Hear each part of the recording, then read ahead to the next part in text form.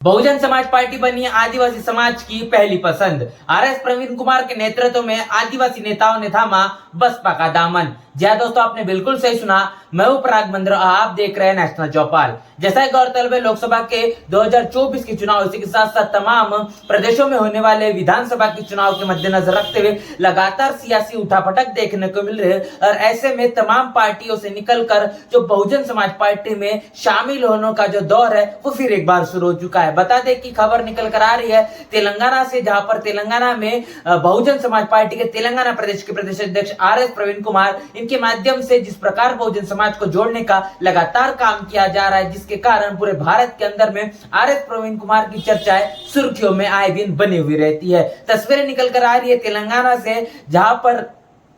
इंद्रवल्ली आदिवासी समाज के तमाम नेताओं ने बहुजन समाज पार्टी का दामन थाम लिया। जी दोस्तों, आप बिल्कुल सही सुन रहे हैं। बता दें, तमाम आदिवासी समाज के नेताओं ने आरएस प्रवीण कुमार, इनके नेतृत्व में बहुजन समाज पार्टी का दामन थाम लिया। अब वो हाथी की सवारी करना शुरू कर चुके हैं। जैसे जिस प्रकार देखा जा रहा है कि केसीआर की सरकार पूरे तेलंगाना के अंदर में एक हाहाकार वाला वातावरण निर्माण करने के अंदर में पूरी तरीके से सफल हो चुकी है। जहां पर दलित आदिवासी पिछड़ों के मान सम्मान और उनके स्वाभिमान की बात हो, उन तमाम इलाकों में, उन तमाम क्षेत्रों के अंदर में केसीआर की सरकार अपनी तानाशाही रवैये को लेकर लगातार काम करते नजर आ रही है। जहां पर बात करेंगे बाबा साहब के 125 फीट की मूर्ति बनाना, उसी के साथ साथ सचिवालय का नाम बाबा साहब के नाम पर रख देना,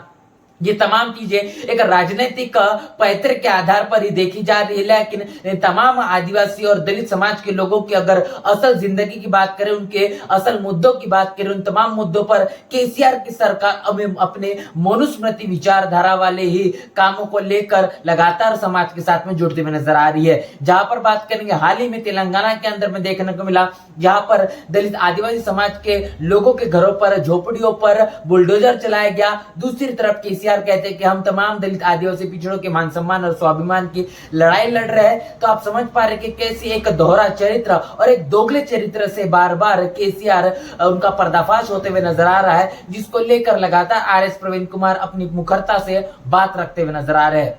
बहुजन समाज पार्टी के तेलंगाना के प्रदेश अध्यक्ष आरएस प्रवीण कुमार, इन्होंने जब बहुजन समाज पार्टी का दामन थामा, उसके बाद से ही लगातार बहुजन समाज के अंदर में तमाम, खासतौर पर दलित समाज के अंदर में एक जोश और जुनून देखने को मिल रहा है, जो कि लगातार बहुजन राज अधिकार यात्रा के माध्यम से आरएस प्रवीण कुमार के माध्यम से लगातार जुड़ता हुआ नजर आ रहा है। इससे बहुजन समाज पार्टी का ग्राफ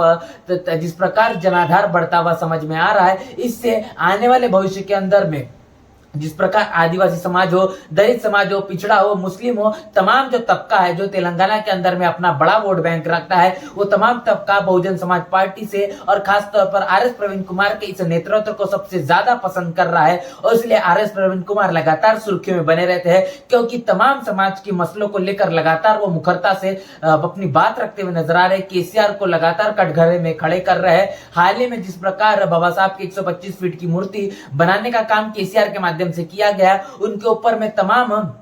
जो 25 सवाल दागने का काम आरएस प्रवीण कुमार ने किया है, जिन तमाम 25 सवालों को पूछा गया है, उन 25 सवालों का जवाब अब भी आरएस प्रवीण कुमार के इन तमाम 25 सवालों का जवाब देने का काम केसीआर ने अब तक नहीं किया। और लगातार केसीआर के माध्यम से जो तमाम नीतियां,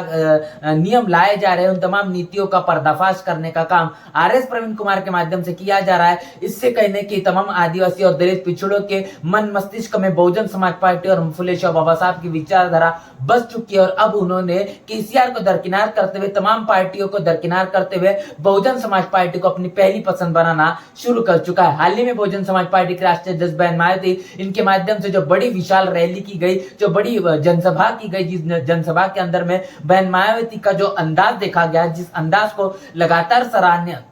लोगों ने प्रशंसाएं की है, खासतौर पर तेलंगाना की जनता अब समझ चुकी है कि बहुजन समाज पार्टी एकमात्र ऐसी पार्टी है जो कि भारतीय संविधान को बचा सकती है। क्योंकि केसीआर के माध्यम से भारतीय संविधान के अंदर में संशोधन करने की दो कॉन्फ्रेंस के अंदर में दो बार ये बात कह चुकी है। और बहन मायावती ने अपने भाषण के अंदर में बात कही कि जो लोग ये बात कहते हैं कि भारतीय संविधान को हम बदल देंगे, आपको इतना काबिल बनना है, आपको अपने आप को इतना सक्षम बनाना है, ये तमाम लोगों की जबानें बंद हो जाए, हम इस देश के अंदर में मान सम्मान और स्वाभिमान वाली जिंदगी जी पाए, और खास तौर पर जो भारतीय संविधान है, जो बाबा साहब ने इतने परिश्रमों से लिखा है, उसको पूरी तरीके से अमल में लाने के लिए जिस प्रकार उत्तर प्रदेश के अंदर में हमने काम करके दिखाया है, उसी प्रकार का काम हम तेलंगाना के अंदर में भी करके दिखाएंगे। तमाम बड़ी बातें बहन मायावती ने अपने भाषण के अंदर में कही है, और इसी के साथ साथ बताया कि बहन मायावती ने इसी जनसभा के अंदर में RS प्रवीण कुमार इनको मुख्यमंत्री पद का दावेदार भी घोषित कर दिया है, जिसको लेकर लगातार तेलंगाना के अंदर में ऊर्जा का माहौल देखने को मिल रहा है। लगातार बहुजन समाज है वो RS प्रवीण कुमार के नेतृत्व को पसंद करते हुए उनसे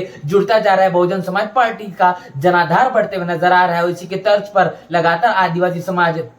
प्रभावित होते नजर आ रहा है। बहन मायावती के नेतृत्व को पसंद करते हुए बहुजन समाज पार्टी की नीति नियमों के अंदर में अपना विश्वास जताते हुए अब बहुजन समाज पार्टी को अपना एकमात्र पार्टी मानकर अब इन बहुजन समाज पार्टी को आने वाले समय में बहुजन राज किस तरीके से तेलंगाना के अंदर प्रस्थापित किया जाए, बहुजन समाज पार्टी को किस तरीके से सत्ता में बरकरार किया जाए, किस तरीके से इस देश के अंदर में और खास तौर पर तेलंगाना के अंदर में बहुजन समाज पार्टी की सत्ता लाई जाए, ये तमाम तरीके की चीजों को लेकर अब दलित, आदिवासी और पिछड़ा ये तमाम समाज और खास तौर पर मुस्लिम समाज जुट चुका है। आने वाला समय ही बताएगा किस प्रकार विधानसभा के अंदर में जो बहुजन समाज पार्टी है दिलचस्प परिणाम लाकर दिखाती है। RS प्रवीण कुमार के नेतृत्व में बहुजन समाज पार्टी किस तरीके से आश्चर्यजनक परिणाम लाएगी, यह आने वाला वक्त ही बताएगा। जिस प्रकार आदिवासी समाज लगातार बहुजन समाज पार्टी से जुड़ता हुआ नजर आए, इसको लेकर क्या आपकी राय प्रति कमेंट बॉक्स में लिखकर जरूर बताएं। बने रहे नेशनल चौपाल के साथ, मिलते नए वीडियो में, तब तक के लिए जय भीम, जय भारत। बहुजन विचारधारा को घर घर तक पहुंचाने के लिए